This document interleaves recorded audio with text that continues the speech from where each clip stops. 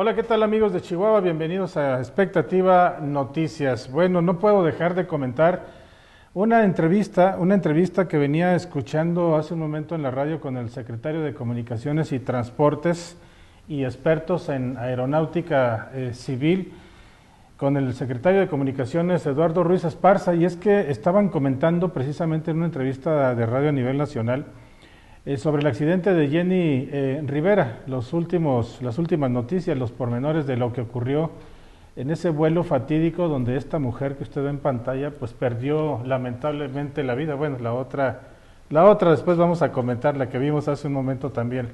Estamos hablando de Jenny Rivera, esta mujer que de la pobreza pasó a la fama, según se está comentando también el día de hoy, y que lamentablemente, bueno, su fama trasciende todavía después de desaparecida, después de que falleció en este terrible accidente de avión.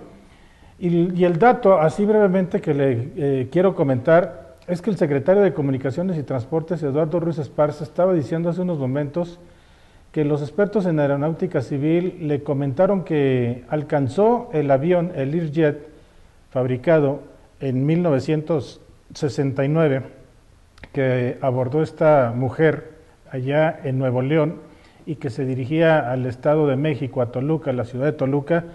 Al momento del despegue alcanzó una altura de 28,000 pies, que traducidos a metros pues son 9 kilómetros, 8 kilómetros y medio, 8.5 kilómetros, una altura pues la verdad impresionante que alcanzó en pocos minutos. Y lamentablemente a esa altura se desplomó el avión. Pero el dato impresionante, bueno, que a mí me llamó mucho la atención y que me impresionó, es que el avión cayó prácticamente en picada, como una bala, como bien lo describen aquí algunos de mis compañeros, como una bala en picada, y alcanzó una velocidad en picada, según el secretario de Comunicaciones y Transportes, alcanzó una velocidad de 1,000 kilómetros por hora. Así que imagínese usted el impacto que debió haber sufrido esta aeronave y los momentos de terror que vivieron todos quienes tripulaban ese avión, ese Learjet, que dicho sea de paso, estos aviones se han visto envueltos en varias tragedias. De hecho, en un Learjet fue donde perdió la vida también el exsecretario de Gobernación, el primer exsecretario de Gobernación de Felipe Calderón, el secretario Muriño, Juan Camilo Muriño. Y bueno, pues nuevamente otro avión Learjet le arrancó la vida a esta mujer. Bueno, la caída tan impresionante, a 8 kilómetros y medio se desplomó prácticamente en picada, alcanzando una velocidad de 1,000 kilómetros por hora, según los datos que acabo de escuchar en voz en una entrevista de radio del secretario de Comunicaciones y Transportes y de sus asesores en aeronáutica civil. Así que, pues caray, qué lamentable, y esto explica también por qué tardaron mucho tiempo en encontrar los restos del avión, las pertenencias, los cuerpos que prácticamente quedaron totalmente destrozados. Y así terminó su vida esta bella mujer, en todos los sentidos, como persona, como cantante, como ser humano, como hija, como esposa también. Eso es lo que comentan los medios de comunicación, lo que comentan los amigos, los familiares, todos quienes estuvieron cerca de ella, y que, bueno, los comentarios a través de las redes sociales también así lo manifiestan. Así que pues ahí está el dato impresionante, una altura de 8 kilómetros y medio, una velocidad de 1,000 kilómetros por hora en picada. Y ahí está la desgracia, y ahí está también escrita la historia de esta mujer que en su momento pues deleitó y emocionó a muchos de sus seguidores, a quienes les gustaba sus interpretaciones, su música, su arte.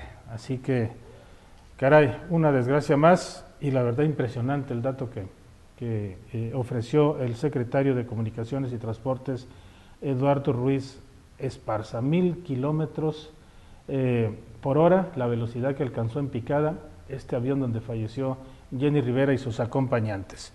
Y precisamente en los últimos datos que se publican el día de hoy, señalan que Jenny Rivera realizó su último vuelo en un avión de la compañía Learjet modelo 25, que ya había reportado anomalías hace 7 años en Amarillo, Texas, cuando se disponía a despegar del aeropuerto local. La aeronave donde viajaba la diva de la banda tenía la matrícula N345MC, misma que aparece en compilaciones de choques de aeronaves, de acuerdo a El Universal. El 1 de julio del 2005, la nave se disponía a despegar del Aeropuerto Internacional de Amarillo, Texas, y se salió de la pista, causando heridas menores a los tripulantes, reporta el Initial Facts website que recopila accidentes aéreos. La página indica que la falla del avión se debió a un intento por regular el peso del combustible, el cual hacía más carga del lado derecho. El piloto trató de enviar parte del líquido hacia el contenedor izquierdo, sin embargo, la proximidad al despegue causó complicaciones. El reporte añade que el piloto consideró meter potencia al despegue, pero optó por volver a aterrizar en la pista, aunque con dificultad. El sitio agrega que aunque no hubo heridos de gravedad, el incidente registrado con el número N345MC se considera como sustancial. Y uno de los pilotos, precisamente, que tripulaba la aeronave donde falleció Jenny Rivera, según el dato que ahora se conoce y la investigación que se está realizando, pues era inexperto, mencionó el portal de Daily Mail. El sitio inglés publica que entre los restos encontrados destaca un permiso, fíjese nada más, un permiso temporal de pilotos a nombre de Miguel Pérez Soto, y el cual es otorgado a quienes aún, fíjese usted bien, no cuentan con la suficiente experiencia para operar naves. Una de las últimas presentaciones de Jenny en Texas fue el 29 de septiembre, cuando ofreció un concierto en Houston, el cual fue recopilado por varios usuarios de YouTube, y este es uno de los videos, este es uno de los conciertos, mejor dicho, en los que Jenny Rivera deleitó a sus fans, a sus fanáticos, pero ya están surgiendo más datos como este que le acabo de comentar, de que su piloto era inexperto y todavía seguía estudiando precisamente esta carrera de piloto aviador, y miren qué terminó. Bueno, en otras cosas, el día de hoy, al inaugurar la exposición de trabajos manuales realizados por jóvenes con necesidades educativas especiales, el director de Educación Básica en el Estado, Eber Enrique Avitia, señaló que el fin más importante de la integración educativa debe ser la inclusión laboral. Indicó que mediante el programa de formación laboral que se lleva a cabo en los Centros de Atención Múltiple, el CAM, se proporciona capacitación a jóvenes que a través de distintos talleres aprenden alguna actividad o algún oficio.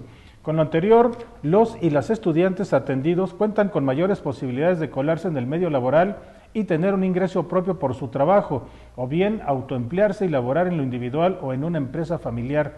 En este caso, con el apoyo del Servicio Estatal de Empleo y del DIF estatal, durante un mes se capacitó a un grupo de 11 jóvenes, alumnos y alumnas del CAM 7507, ubicado en la colonia Pablo Gómez, para que aprendieran a fabricar piñatas. Como resultado de este taller, el día de hoy, martes, se exponen los trabajos en el vestíbulo del segundo piso del edificio Héroes de la Revolución, en las oficinas de la Dirección de Educación Básica de la Secretaría de Educación, Cultura y Deporte. A la ceremonia de exposición de trabajos asistieron varios alumnos participantes en el taller de piñatas, que son los jóvenes Arturo Rojas, César Alberto Torres y Noel Delgado. El primero de ellos dijo estar muy agradecido con sus maestros por enseñarle esta labor y por su paciencia para llevar a cabo la capacitación, además de resaltar su agradecimiento a su madre por apoyarlo siempre. Y en su mensaje a los asistentes, el profesor Avitia comentó que este tipo de programas se realizan con la importante colaboración de otras áreas de la administración estatal, como la Secretaría del Trabajo y Previsión Social, con la que el pasado año se firmó un acuerdo de colaboración. Mediante dicho convenio se busca apoyar a jóvenes, niños y niñas de educación especial y con pocas posibilidades de poder acceder en su futuro al ámbito laboral para que aprendan alguna actividad o oficio, por lo que actualmente algunos jóvenes, como estos que vemos ahí en pantalla, ya están trabajando en distintas actividades. Dijo que en este caso han sido colocados alumnos y alumnas de escuelas del CAM en establecimientos como hoteles, panaderías o restaurantes, entre otros trabajos. Déjeme comentarle que en unos momentos más voy a hacer un enlace vía telefónica a la Ciudad de México con el diputado chihuahuense, el diputado federal Pedro Domínguez. Vamos a platicar acerca de la reforma educativa. es una acción del nuevo gobierno federal en conjunto con los partidos políticos más importantes de nuestro país, del PAN, del PRD y del Partido Revolucionario Institucional, una iniciativa que se está enviando al Congreso de la Unión, la reforma educativa, que me parece que es muy importante ampliar un poquito más los comentarios de todo lo que ya le dije ayer con el diputado federal, quien pertenece precisamente a la Comisión de Puntos Constitucionales, y vamos a platicar con Pedro Domínguez precisamente sobre esta reforma educativa que, déjeme comentarle, decirle que ya era urgente, ya era apremiante, porque no era posible, como lo dije ayer, que la educación estuviera en manos pues de algunos cuantos, sobre todo de una señora que se sentía poderosa, que se sentía dueña, que se sentía omnipotente y que se sentía pues la única con la que se podía hablar sobre la educación en México. Qué bueno que se está enviando esta señal, este mensaje a la señora Elbester Gordillo por parte del gobierno federal, quien va a rescatar, porque así es la palabra, va a rescatar nuevamente la Rectoría de la Educación en México en manos del gobierno del Estado y no de unos cuantos líderes. Vamos a platicar precisamente con Pedro Domínguez sobre este tema. Y hablando precisamente de reorientar la educación, o bueno, los recursos a la educación e infraestructura, el día de hoy el gobernador César Duarte también señaló que se está trabajando en un plan de austeridad bastante ambicioso. Queremos recortar, dijo el gobernador, recursos que consideramos deben de reorientarse para ser aplicados en diversas inversiones, tanto en el rubro de educación como en el de infraestructura, declaró el día de hoy el gobernador.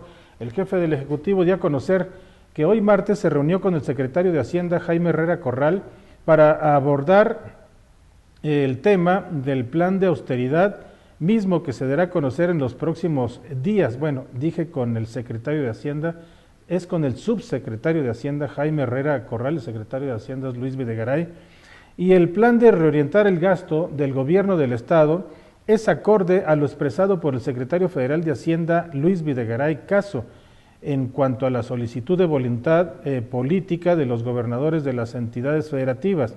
Hemos venido trabajando, dijo el gobernador, en su comparecencia acreditó la comunicación que ha tenido con los gobernadores.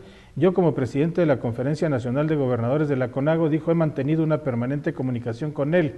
El mandatario estatal dijo que dentro de los principales acuerdos establecidos con el funcionario federal está precisamente afinar detalles del paquete económico para Chihuahua en el 2013, como lo hará cada estado dentro del paquete federal para el año entrante. Así que bueno, pues con esta reforma educativa que lanzó el día de antier el presidente de México y respaldado por los presidentes de los 3 partidos políticos más importantes del país, bueno, ya se están dando reacciones y ecos de esta reforma, supongo yo que en todos los estados del país. Aquí César Duarte lo está dando a conocer. La mayoría de los recursos estatales se van a enfocar precisamente a esto, a la educación en Chihuahua. Sobre este tema vamos a platicar un momento más con el diputado federal Pedro Domínguez en unos momentos. Vamos a hacer mientras una pausa y regresamos aquí en Canal 28 en Expectativa.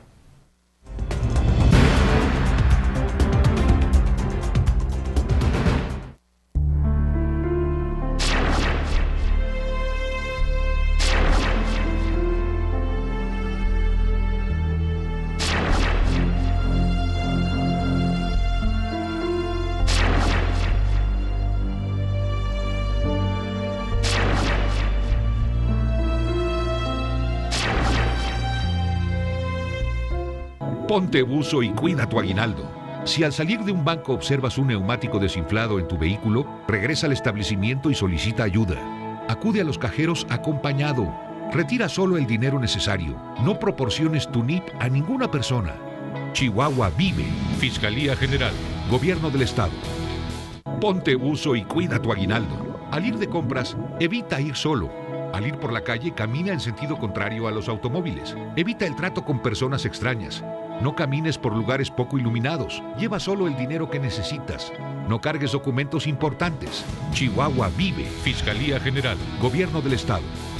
Ponte buzo y cuida tu aguinaldo. Evita extorsiones. Si recibes una llamada advirtiendo del secuestro de algún familiar, evita el diálogo y cuelga inmediatamente. No respondas llamadas perdidas de números que no conoces, ya que es una trampa para que devuelvas la llamada. Recuerda, cuelga y denuncia. Chihuahua vive. Fiscalía General. Gobierno del Estado.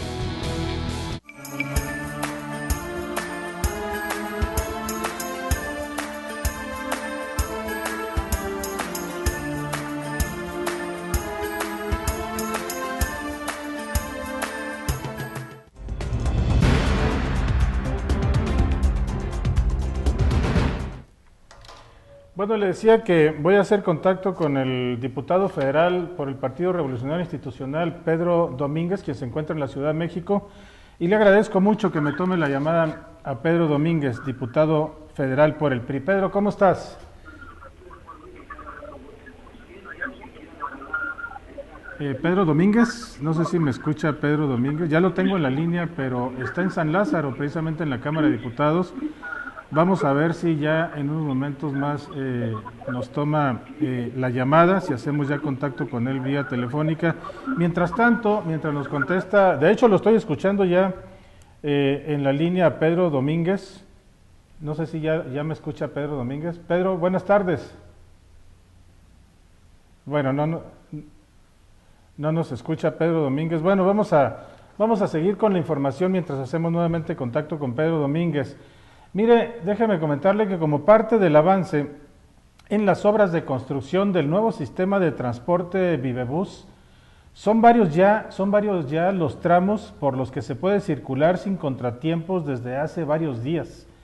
Lo anterior lo está dando a conocer en la Secretaría de Comunicaciones y Obras Públicas del Gobierno del Estado de Chihuahua, en cumplimiento del compromiso adquirido por la Secretaría de Comunicaciones y Obras Públicas de liberar las avenidas para que el tráfico pueda fluir libremente, sobre todo en esta temporada decembrina. Parece que ya tenemos a Pedro Domínguez. Pedro, buenas tardes. Bueno. Sí, Pedro, ¿nos escuchas? Muy apenas alcanzo a escuchar, Hugo. Pedro, no sé si estés ya ahí en sesión en San Lázaro, como me lo habías comentado esta mañana, pero bueno, quiero agradecerte que nos tomes la llamada y preguntarte sobre la reforma educativa que el día de antier presentó el gobierno de la República, el gobierno de Enrique Peña Nieto, una reforma pues que ya se esperaba, Pedro, que ya era justa y necesaria que se diera. Efectivamente, Hugo, es una de las reformas que la sociedad mexicana con más interés esperaba. Es una reforma que se presenta con el aval de las principales fuerzas políticas del país, como es el PRI, como es el PAN, como es el PRD. El día de hoy, en la sesión en la que estamos ahorita en la Cámara de Diputados, ya se hizo el turno de esta iniciativa en materia educativa a las comisiones de puntos constitucionales, a la cual yo tengo la fortuna de ser secretario, a la Comisión de Educación, y estamos pues listos para trabajar sobre la dictaminación de la misma. Es una reforma importante porque la esencia de la misma es que el Estado mexicano tenga la rectoría de la educación, sin menoscabo de los derechos laborales, de la amplia base magisterial que hay en el país, y yo iría un poco más allá, quizá en fortalecimiento a una forma más equitativa e igualataria para los maestros que esforzadamente trabajan día con día. ¿Qué es lo que se propone? Se propone que tanto el ingreso a la docencia, los ascensos y la permanencia en el sistema educativo mexicano sea determinado por un organismo autónomo dotado de personalidad jurídica, patrimonio propio, independiente del sindicato, independiente del Poder Ejecutivo, con una autonomía plena y real, el que se encargue de realizar esta evaluación educativa. Lo que se propone, pues, es crear este Instituto Nacional de Evaluación Educativa que viene a fortalecer el sistema educativo mexicano, asegurando que los maestros mexicanos que estén frente a los niños, frente a los jóvenes, sean los más capacitados, y esto obviamente hará más efectiva la educación que reciben los niños y los jóvenes mexicanos. Que se acabe con prácticas viejas, Pedro, los compadrazgos, los amiguismos, los compromisos políticos, los compromisos de campaña, que se acabe con eso sobre todo, Pedro. Habíamos comentado hace unos días que la llegada de Emilio Choyfet, el exgobernador del estado de Toluca, presidente nacional del PRI, era un mensaje fuerte y contundente para los intereses del Baster Gordillo, pero lo que presenciamos y escuchamos el día de antier, y con esta reforma educativa, pues es un golpanazo, ahora sí que al magisterio que representa el Baster Gordillo. Bueno, en sí para el Baster Gordillo, solo equiparable, Pedro, y permíteme ponerlo de esta manera en términos boxísticos, solamente equiparable al golpanazo que le dio Márquez a Pacquiao. Mira, yo creo que más que un golpe contra un grupo, contra una persona en particular, es un empujón en el sentido positivo para fortalecer el sistema educativo mexicano, asegurando un servicio educativo de carrera, evaluados los maestros de forma objetiva, con parámetros claramente establecidos. Nosotros vamos a lograr que frente a los grupos, que los encargados de educar a nuestros hijos sean los más capacitados y se eliminen algunas prácticas como las que tú comentaste que tanto daño han hecho a la educación mexicana.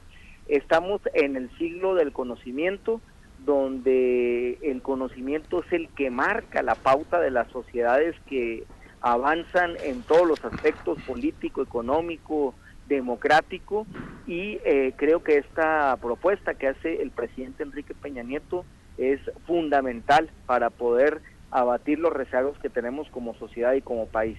Nosotros en la Comisión de Puntos Constitucionales, que te digo, tengo la fortuna de ser secretario, estamos ávidos ya de que veamos, analicemos el documento, que ya lo conozco en lo personal, pero poder emitir rápidamente un dictamen positivo para que entre en funcionamiento esta reforma educativa lo más pronto que sea posible. Y esta reforma propuesta el día de antier, diputado Pedro Domínguez, pues ya tuvo eco aquí en Chihuahua, porque hoy el gobernador del estado hace un pronunciamiento en este sentido. Vamos a reorientar en el 2013 recursos a educación e infraestructura. Este será uno de nuestras principales acciones de gobierno, dijo César Duarte.